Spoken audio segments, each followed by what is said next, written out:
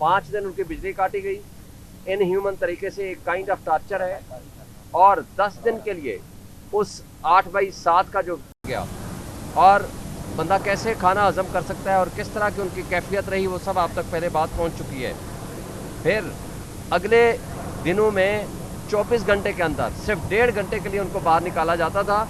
उसके अलावा 22.5 घंटे उनको उस कमरे में रखा जाता था कि जो आपके सामने है, जो कैफियत आ चुकी है, जिस तरह के हालात में उनको रखा गया। और किताबें उन तक नहीं पहुंचने जाती थीं जो पिछले 6 हफ्ते से यहाँ हैं, और उनके कपड़े भी वहाँ नहीं पहुँचाए जाते थे, जो आज हमने रिक्वेस्ट की है कि उनको पहुँचाए जाएँ।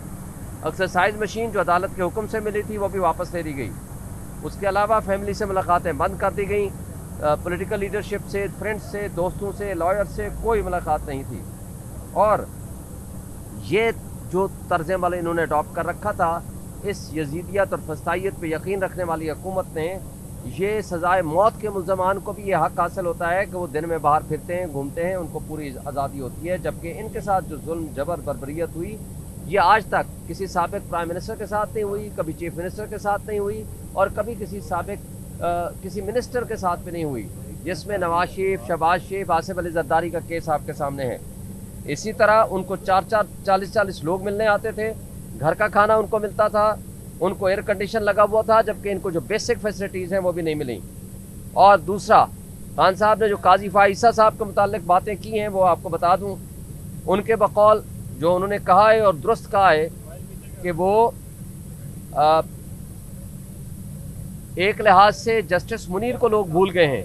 वो ओपनिंग बैट्समैन बना हुआ था, जिस हवाले से ये जो कुछ हो रहा था, और उसकी बदनीयती ये देखें कि इलेक्शन 90 डेज़ में होना था आइन के मुताबिक, लेकिन उनको जिस तरह प्रेशर डाल के वहाँ जलसे किए गए और जिरगा बिठाया गया 3-3 बंदों का, और उन 3 बंदों में से PMLN के लोगों ने बताया कि वो तब नवाज शरीफ वापस आएगा जब चीफ जस्टिस काजी फाइसा बनेगा।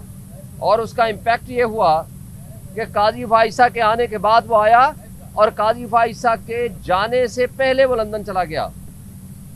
और फिर जो कमिश्नर रावलपिंडी ने बयान दिया था, तो वो आपके सामने उसने क्या कहा था। उसने कहा चीफ इलेक्शन कमिश्नर मिला हुआ है या चीफ जस्टिस हमारे साथ इस इलेक्शन फ्रॉड में मिला हुआ है।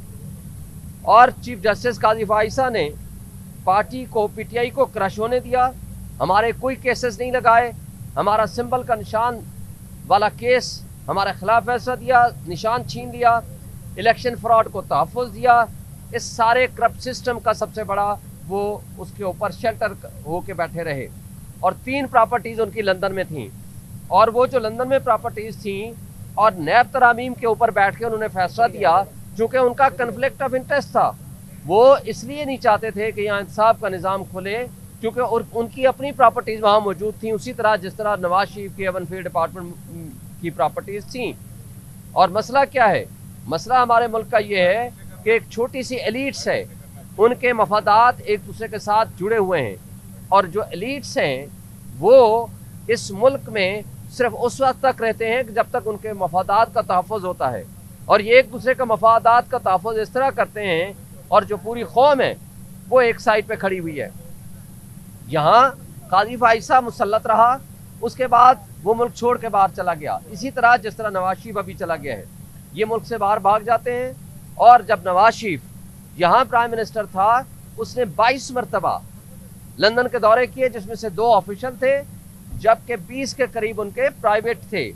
इसी तरह आसिफ अली जरदारी ने 51, जब पिछली दफ़ा प्रेसिडेंट थे, 51 दौरे किए दुबई के, जो कि प्राइवेट थे, और हर एक के ऊपर 6-7 लाख डॉलर खर्च होते थे कम से कम, और वो सारे पब्लिक एक्सचेकर से खर्चा आता था। और जिस तरह इन लोगों ने फ्रॉड और मनी लॉन्ड्रिंग के ज़रिए यहाँ हुकूमतों पे मुसल्लत हुए और उसके ज़रिए अपने पैसे को बचाते हैं, वो सब आपके सामने हैं। और ये कर्जे के डॉलर हैं जो ये ज़ाय करते हैं, और कौम को उसका रिटर्न करना पड़ता है, कर्जा वापस करना पड़ता है। आज गया हुआ है नवाज शरीफ बाहर, उसको कहें इजराइल के खिलाफ बयान देना, क्योंकि उनके पैसे बाहर पड़े हुए हैं, लिहाजा उनका कोई इंटरेस्ट नहीं है कि मुल्क के मफाद में कोई बात करें। और इसी तरह काजी फाइसा ने जिस तरह हुदैबिया पेपर मिल, जो मनी लॉन्ड्रिंग की बुनियाद थी, उसको बंद किया टेक्निकल ग्राउंड्स पे, और उसमें भी یہ صرف نواز شریف کو بینیفٹ کرنے اور اس کی فیملی کو بینیفٹ کرنے کے لیے یہ مفادات ان کو دیے. اسی طرح بدنیتی سے جو بنیادی انسانی حقوق کی وائلیشنز ہوتی رہی اس کے اوپر وہ خاموش رہے.